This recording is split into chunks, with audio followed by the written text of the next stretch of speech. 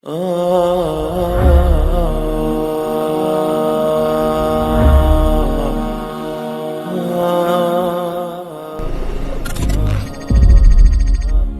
beli rumah menjadi salah satu aktivitas perdagangan yang ramai di masyarakat kita. Tak heran karena rumah merupakan salah satu kebutuhan primer, sehingga setiap orang umumnya mentargetkan pembelian ataupun pembangunan rumah untuk dirinya dan keluarganya. Jika rumah di dunia menjadi salah satu kebutuhan primer, lalu bagaimana dengan kebutuhan rumah di surga?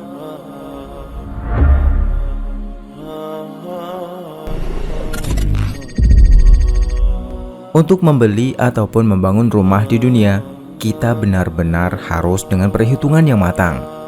Karena harga rumah jelas tidak mudah kita targetkan jika tidak pandai mengatur perputaran uang dalam kehidupan kita sehari-hari.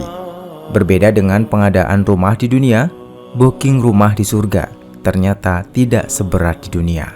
Nyatanya, beberapa amaliah ringan bahkan dapat menjadi fasilitator antara kita dengan rumah idaman di surga. Sebagai contoh, sebuah riwayat memberikan bocoran satu amaliah ringan yang bisa kita praktekkan untuk menggapai satu rumah idaman di surga. Dari Mu'ad bin Anas al-Juhani radhiyallahu anhu, ia berkata bahwa Rasulullah Shallallahu alaihi wasallam bersabda, "Siapa yang membaca Qul huwallahu ahad sampai ia merampungkannya, yaitu surat Al-Ikhlas, sebanyak 10 kali, maka akan dibangunkan baginya rumah di surga." Riwayat ini menjelaskan bahwa hanya bermodalkan surat Al-Ikhlas, kita sudah berpeluang dibangunkan rumah di surga. Amalan ini sangatlah ringan jika kita praktekkan. Jadi, jangan sia-siakan kesempatan baik ini. Jika Anda menginginkan amaliyah yang lebih menantang semangat, maka riwayat berikut bisa menjadi opsi lain bagi Anda. Dari Abu Musa radhiyallahu anhu, ia berkata bahwa Rasulullah Shallallahu alaihi wasallam bersabda, "Siapa yang sholat duha 4 rakaat dan sholat sebelum zuhur 4 rakaat, maka dibangunkan baginya rumah di surga."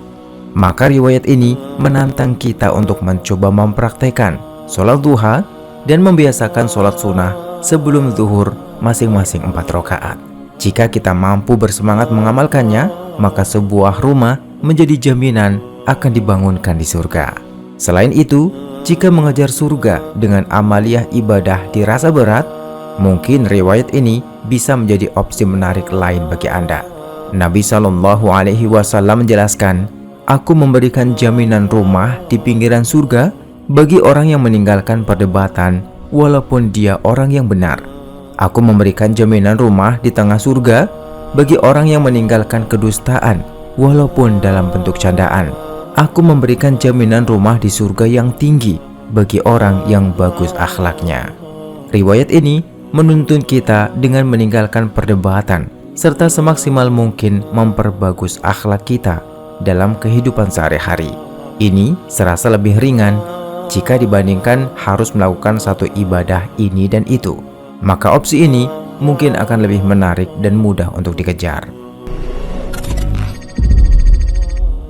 Dan yang terakhir, yang mana ini pun akan menjadi opsi yang dapat untuk dipraktekkan, yaitu mengucapkan Alhamdulillah dan istirja, yaitu Inna lillahi wa inna ilaihi roji'un ketika anak kita wafat. Dari Abu Musa al-Ash'ari radhiyallahu anhu, ia berkata bahwa Rasulullah Shallallahu alaihi wasallam bersabda, "Apabila anak seorang hamba meninggal dunia, Allah berfirman kepada malaikat, 'Kalian telah mencabut nyawa anak hambaku?' Mereka berkata, 'Benar.' Allah berfirman, 'Kalian telah mencabut nyawa buah hatinya?' Mereka menjawab, 'Benar.' Allah berfirman, 'Apa yang diucapkan oleh hambaku saat itu?' Mereka berkata, 'Ia memujimu dan mengucapkan istirja, Inna lillahi wa inna ilaihi roji'un.' Allah berfirman, 'Bangunkan untuk hambaku di surga dan namai ia dengan nama Baitul Hamdi atau rumah pujian.'"